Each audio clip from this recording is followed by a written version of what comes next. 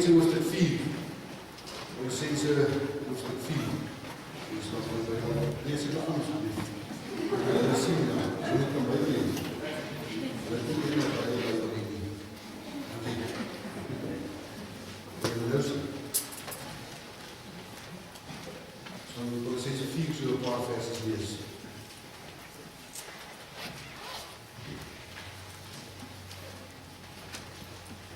Nou, voor ons lees, sê eers vir my, hoe dink julle het om Paulus gelyk? Jy het die brief geskryf, nee? Dink julle hy was kort of was hy lang? Wie sê hy was kort? Wie sê hy was lang? Wie sê hy was middel? Die reis. Dink julle uit die baard gaan? Van die liggie? Dink julle uit hom mooi uitgekam en aangehang en was netjies verzorg, mooi geknip? Ons is ombouw. Ja, lange haar, nee, zeker. Maar verzeker nie dat ponyte, nee, lang los. Dink jy like mooi dome die hande gehad, wat nie vuil was nie, naals netjies geknip verzorg. Wat het dit boeke gelees.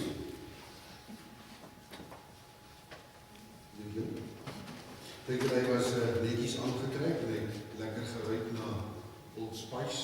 Dis nou wat ek nou kon onthou dat het goed is.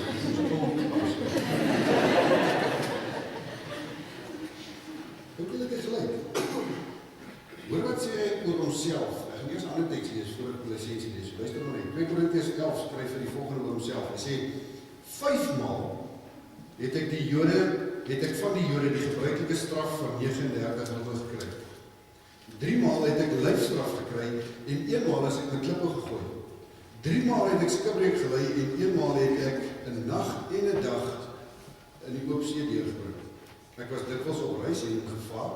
Daar was gevare van riviere, gevare van rowers, gevare van my volksgenote en gevare van heidene, gevare in die stad en gevare in die veld, gevare op die see en gevare onder vals broers. Wonder nog waarom lyk 'n ou se hande en jou kneukels en jou skedel en jou rug, jou skouers, as jy 5 keer 39 hoog kry met 'n besemstok, dis maar waar jy mee geslaan is.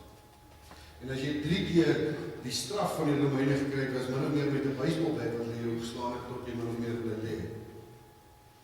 Hoe lyk 'n ou as jy keer dat iemand jou nie doodgooi met klippe? En wanneer hulle genoeg klippe gegooi het en gedink het hy is dood, het hulle hom daar gelos en geloop buite die stad. Want sy pelle om Paulus kom staan en hy het vir hom gebid. Hy het opgestaan en teruggegaan in die stad en gesê, wee, ek leef nog. Ek wonder hoe lyk jou lippe en jou vel as jy vir 'n dag en 'n half, 24 uur plus op die see gedal het. Ek wonder of hy regtig die prentjie was wat ons het. Wie van julle was al in Wellington? Wellington daar in die Kaap, praat ons eintlik van Smellington tyd. En al gebruik dit in Smellington. Dit vraag, hoekom? Maar daar is 'n leerloer. Paulus se job. Dit is 'n leerloer. Hy het min of meer geruik soos Smellington. Hy het gevraag. En verseker was sy hande nie mooi skoon nie. En verseker was sy naels nie mooi geknip nie. En verseker was sy hare nie altyd gewas en skoon nie, veral nie want nou sit hy nog in die tronk. Hoeveel briewe skryf hy, die laaste brief, laaste vers, sê, nou skryf ek met my eie hande, kyk die groot letters, en dan skryf hy boodskap. Ek dink hy kon nie meer 'n pen vashou, want hierdie Johnson was moeg gewees. Ek dink hy was so pimpel en pers en gebreek geslaan, dat hy dalk nie ordentlik kon loop. En nog steeds het net een ding vir hom saak gemaak. En dis die verkondiging van Jesus Christus. Maak nie saak wat het hom gekos het nie. Net dit vir Paulus saak gemaak. Nou sit hy in die tronk en dan skryf hy vir die gemeente in Kolossense. Kom ons kyk wat skryf hy van hoe ons moet optree. Vers 2, hoofstuk 4. Kolossense 4, vers 2. Hy skryf, volhard in die gebed, wees daarby waaksaam en dankbaar, en bid tegelijkertijd ook vir ons, Bid dat God vir ons 'n deur vir die woord oopmaak, sodat ons die geheimenis van Christus kan verkondig, waarvoor ek hier gevangenis het. Bid dat ek dit duidelik sal verkondig, sodat my opgeleid is. Tree met wysheid op teenoor die mense wat nog buite die gemeente is, en maak die beste gebruik van elke geleentheid. En wat julle sê, moet altyd vriendelik wees en van goeie smaak getuig, en julle moet weet hoe julle elkeen behoort te antwoord. En dan 'n paar versies. Hy sê vir die gemeente Kolossense, hey, dink aan my, en bid vir my. Die keer in die afgelope 4 weke het ek nogal heel wat kere deur die boek Kolossense gelees, om 'n gevoel te kry van Paulus en van waar hy skryf. En as ek dit doen, dan kom jy agter maar hierdie gebed maak volledig sin. Wat let op? Paulus vra nie vir beskerming nie. Hy vra nie, Here, haal my uit die tronk uit asseblief nie. Hy vra nie, Here, gee vir my voorspoed in my lewe nie. Hy vra nie, Here, gee vir my sukses nie. Hy vra, Here, en hy vra vir die gemeente in Kolossense, vra dit vir die Here vir my, geleentheid om die evangelie te verkondig. 'n Deur wat sal oopgaan, sodat ek die evangelie kan verkondig, sodat ek my enigste taak, my enigste job, dit hoekom ek hier op aarde is, kan doen. Om vir ander vertel van Jesus. Laat my in my kop en skaamte dat sal. As ek dink aan my gebed, en waarmee ek in my gebede besig is, waarvoor ek als vra. Laat my wonder, waarmee is ek besig? Wat is my roeping dan? En ek weet wat is my roeping as ek na my gebede kyk, om 'n lekker lewe te leef. Ek vra Paulus, dat hy die geleenthede wat God wel vir hom gee, dat hy dit sal raak sien. Dat hy sal sien, hey, hier is 'n geleentheid wat ek moet gebruik nou, om Jesus se naam uit te dra. En oor die Here asseblief, sit my gedagtes aan, maak my wakker, sodat ek kan sien, wanneer U deur die Gees geleentheid geskep het. Gee my die wysheid, gee my die omgee, gee my die nodige liefde en passie vir die mense wat buitekant die gemeente staan, sodat ek die geleentheid kan sien en hom kan aangryp, sodat ek sal praat, wanneer ek weet ek moet. Hoor mooi, Here, laat my net in kom, dan sal ek praat. Here, laat het net met my goed gaan, dan sal ek praat. Ek sal sing so kanarie, maar laat het net eers uitkom. Daar waar hy is, dit waarmee ek bezig is, dit sal nie wie hy is. Here, gee my hier geleentheid. Ek sal het gebruik. Here, ek sal praat. Wys my. Wys my. Ernst, as die briewe sê, ek kan nie anders nie, ek moet hierdie stap doen. Hoekom? Want die liefde van Christus dring my. Dring my, ek kan nie anders nie. Dis vanuit hierdie gebed, wat ons moet die opdrag wat Paulus gee hier verstaan. Vanuit sy gebed vir geleenthede en vir wysheid om die evangelie te verkondig, sê hy vir die gemeente, so moet jy optree teenoor mense wat buite by die gemeente staan. Laasweek, of die 3, gaan dit oor hoe tree ons op teenoor mekaar, ons wat in die gemeente staan. Hy sê hoe ouers moet wees, hy sê hoe kinders moet wees, hy sê hoe eienaars moet wees, hy sê hoe slawe moet wees, hy sê vir elkeen het 'n opdrag. Dis binne die gemeente. Hier sê hy vir mense wat nie in die kerk is nie. So moet jy teenoor hulle optree. Wat is dit? Dis wie hierdie mense? Dis die soldate wat hom oppas. Dis die soldate wat hom pak slaag gegee het. Dis die soldate wat vir hom kos gee. En dit het nie mooi met 'n bakkie gekom nie. Hulle tronk was nog meer 'n dungeon. Dis die mense wat saam met hom in die tronk sit, wat geloof het, gesteel het, gemoor het, en wat veg om oorlewing saam met hom in die tronk. Dis die regering. En sy regering was die Romeinse regering, wat die Jode gehaat het en vervolg het, die Christene. Dis die mense met wie Paulus so ons optree. In ons konteks van Suid-Afrika. Dis die mense wat na ons kyk, na die kerk kyk, en grond.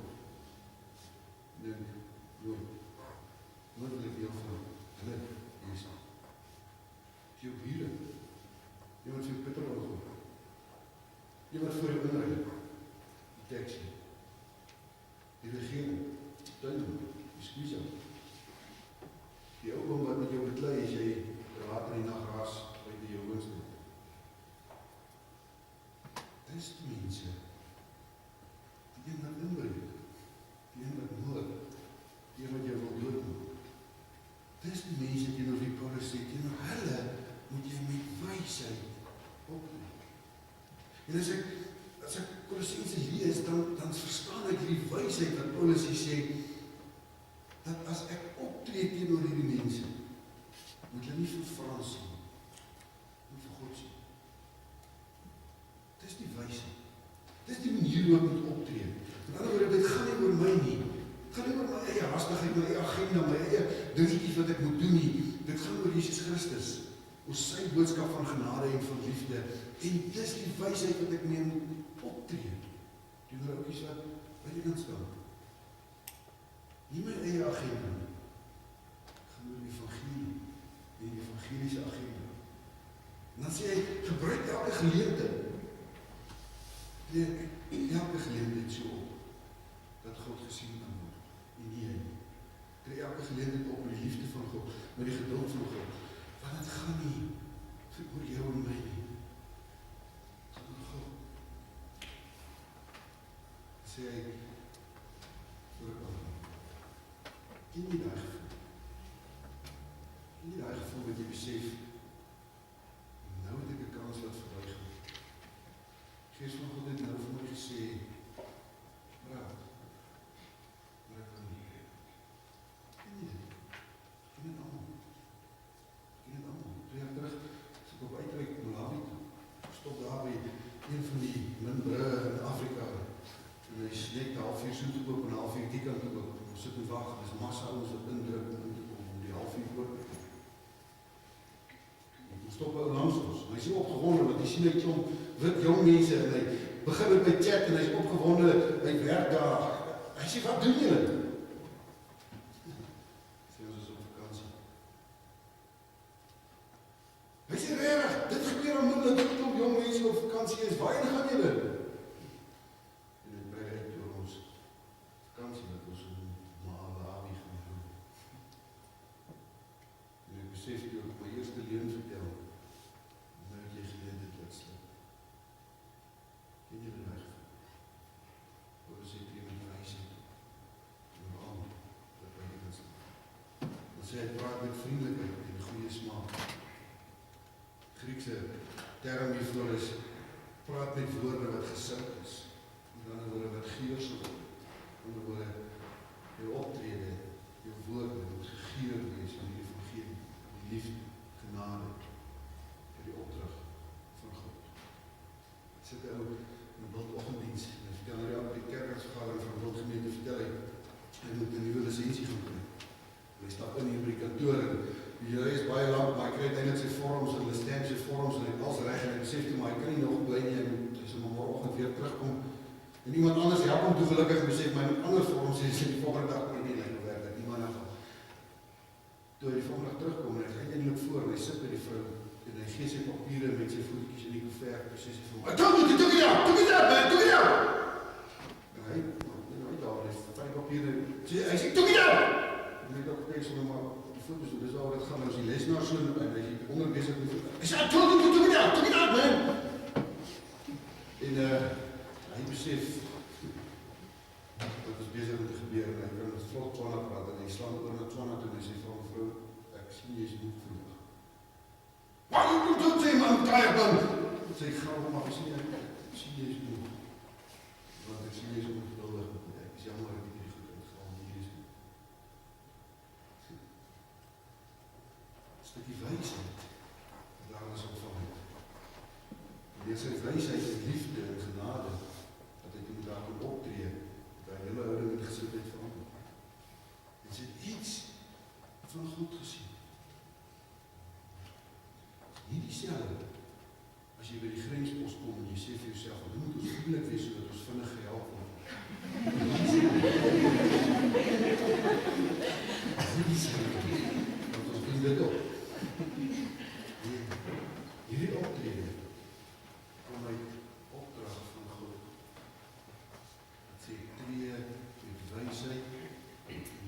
gegeurde woorde op. En dit gedagte vir jou geleentheid gee, om die evangelie te doen. Geleentheid om anders op te tree, sodat mense God kan sien en kan hoor. Ek wonder oor Paulus. Ek wonder hoe het hy gevoel elke keer wat hy opslag gekry of onregverdig trok. Daar toe hy vir 'n dag en 'n half op die see gedobber het. Ek wonder, ja, ek dink hy het geworstel met kwaad en haat soms, verseker. Want dit is nie maklik. Ons terme van vandag is dit nie maklik nie, want ons het die agenda. Ons het belangrike stap wat moet gebeur. Ons het 'n loopbaan. Ons het gesinne. Die ekonomie druk. So kan ons ander belangrike goed.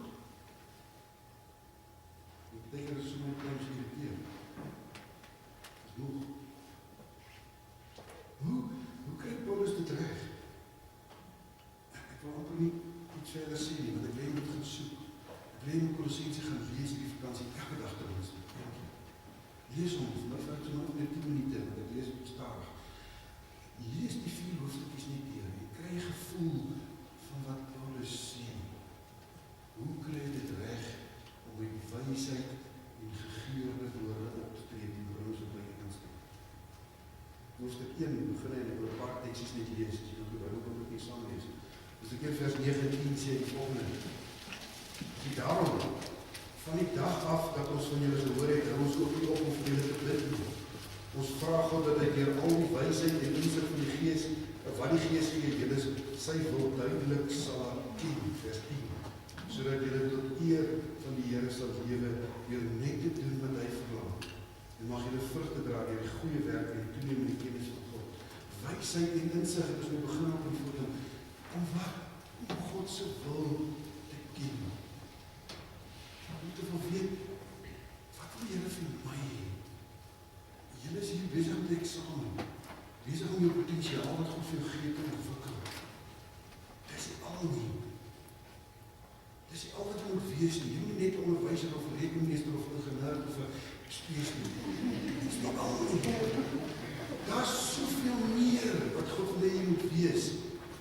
Want hy wil hê jy moet sy wil doen in dit wat jy is. Daar moet jy vrug dra. Nou let jy vrug, dit vers 28 van die Eerste. Dus dit vers 28. Hom verkondig ons deurdat ons alle mense met alle moontlike wysheid onderrig en leer, sodat ons elke mens tot geestelike volwassenheid in Christus kan bring. Daarvoor span ek my ook in en beywer ek my met die krag wat hy gee en wat kragtig in my werk. Wat is die vrug? Jesus Christus. As ek vir Jesus aan anders voorstel, aangee, is die vrug. Ken jy daai vrug? Het jy al langs iemand gekniel en gebid wat die eerste keer sy lewe vir die Here gee? Wow, dat is niks lekker. Dat is niks meer bevredigend in die lewe as dit.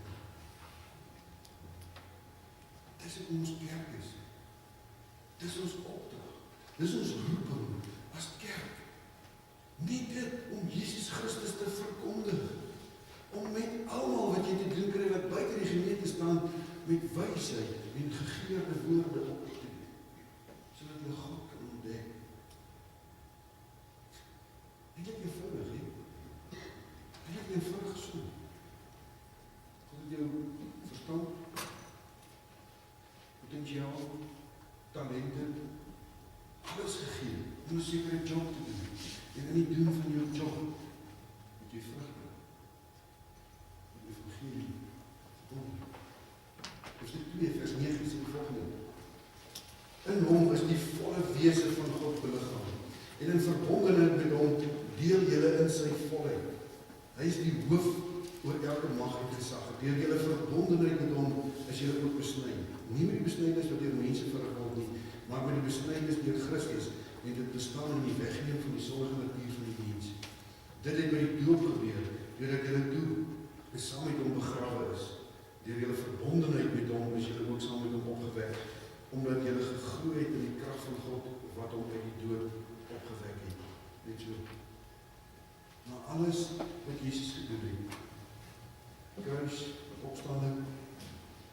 Nou leef ek en jy in verbondenheid met hom.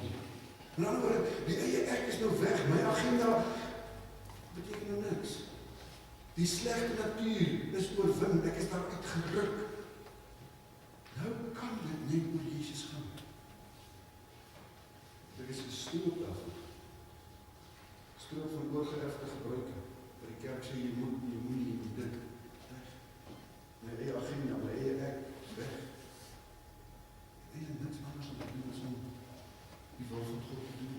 Is om die wil van God uit te dra. Wat gaan ek my gered van al die staf?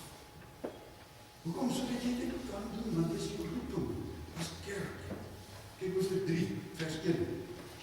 Aangesien julle saam met Christus uit die dood opgewek is, moet julle streef na die dinge wat daar bo by Christus is, waar hy aan die regterkant van God sit. Rig julle gedagtes op die dinge wat daar bo is, en nie op die dinge wat op die aarde is nie. Want julle het gesterf en julle lewe is saam met Christus verborge in God. Wanneer Christus wat in die lewe is, by sy wederkoms verskyn, sal julle ook saam met hom verskyn en in sy heerlikheid deel. Daarom moet julle die aardse dinge doodmaak wat nog deel is van julle lewe. Om seerlikheid en reinheid wel is slegte begeertes en gierigheid wat afgeloei is. Is dit nie amazing? Hier sê hy, eendag gaan Jesus weer kom. En hy gaan op die wolke kom, sodat die wêreld hom kan sien. Jy mag gewoon ook in dit moeilik wees, nie? Sê my, kom in Europa, want ons het mis. It's amazing. Ons kry die reg om TV te kyk en 'n rugby toets te kyk wat in Nieu-Seeland gespeel word reg en aan. So as ons as mense dit kan regkry op ons stukkie by hoe mense nie goed politiek doen. En wag nie. Dit moet ons mens. Maar nou, hy kom weer op die wolk. En dan sê Jesus, gaan ons saam met hom in sy triomftog wees. Ons gaan saam met hom wees en ons gaan sy heerlikheid deel. In ander woorde in Afrikaans gesê, ons gaan hierdie grootste party van alle tye saam met Christus bywoon. Die grootste party soos wat jy nog nooit beleef het en geken het, gaan kom. En ons gaan deel wees daarvan. En daarop moet jou gedagtes gerig wees. Daarvoor moet jy uitsien. Saam met Christus te wees. Dit is al waaroor dit gaan. Net anders. Dit is belangrik. Gaan net oor Jesus. En dit maak nie saak wat dit jou kos. Dit is wat jy moet nastreef. Dit is maklik nie. Nou wees. Ek het myself die afgelope 4 weke uitgemaak dat dit vir my nie maklik is, maar ek het so vrek by 'n stap wat moet gebeur. Ek het so belangrik gegee. Die baie ons dit moet sien. Die baie organisering wat moet gebeur. Ek het Thomas. Maar hoe is dit bezig? Het julle die fliek gesien, We Bought a Zoo? Goed, as jy dan kry die kry dit. Dit is 'n diesie nie. Amazing die pa wat vir die kind van hom leer. As dit by meisies kom, het jy 20 seconds af total bravery nodig. Jy het dit gesien. It's amazing, dan vertel hy hoe hy hulle ma ontmoet het.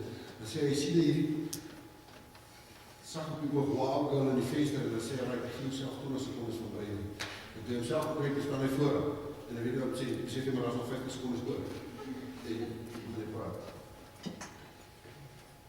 Ek dink, dit is al wat ons betekent in die as jy met jouself en die geleentheid wat God in jou pad kom, jouself 20 secondes van bravery sê. Spijbels. Dat die volk Israel na 40 jaar in die woestyn in die Jordaanrivier kom en die beloofde land aan die ander kant. Toe sê die Here vir die priesters, stel op die ark en stap in hierdie Jordaanrivier wat oorvloed is in. En toe dit op hulle enkels nat is, toe droog die rivier op. Stap hulle droog van skien. 20 seconds of tot bravery. Miskien is dit dat jy jouself moet challenge voel. Dit is 'n nuwe vakansie. En ek die geleenthede wat God vir my gee, dat verby gaan. Nee, vir myself 'n fair chance gee. En gaan toon ons van totalbereiding gebruik. En dan begin praat. En jy sal amazing staan, jou mond sal open, om te sien hoe God oorneem. Die gesprek verder mee. En net begin. En jou optrede, moet van wysheid en goeie smaak verdig. Dit kos niks. Niks. Ek het 3 weke vakansie. Ek weet nie. Gaan lees Kolossense elke dag. Elke dag. Sit jouself in Paulus' skoene. Hoor sy hart. Hoor God se hart. En jy sal die geleenthede begin raak sien. Dat God jou wil gebruik. Jy het dan die courage en die guts of jouself betoon as 'n kondes van bereiding te gee. En sien wat gebeur. Sien jy? Ek hoop so. Amen. Here Jesus, vergewe ons dat ons eie agenda so belangrik is. Vergewe ons dat ons eie plesier, ons eie studies, ons eie loopbaan, ons eie alles, die plek neem vir die op te rig. Leer ons, Here, om in dit wat ons doen, die geleenthede te sien, wat nie vir ons gee, om die evangelie te verkondig. Leer ons, Here, om met geduld en liefde, wat van nie afkom, om dit in die dag te lê, met almal, met wie ons op doen het, wat nog buiten staan. Here, ek wil bid vir die klomp studente wat hier is, die kinderen. Ken hulle harte en hulle vrees ook vir die examen môre en opgewonde en klaar te maak en examen en vakansie te gaan hou. Ek wil die Here om te onthou wat hulle geleer het en help hulle om hulle vakansie te geniet.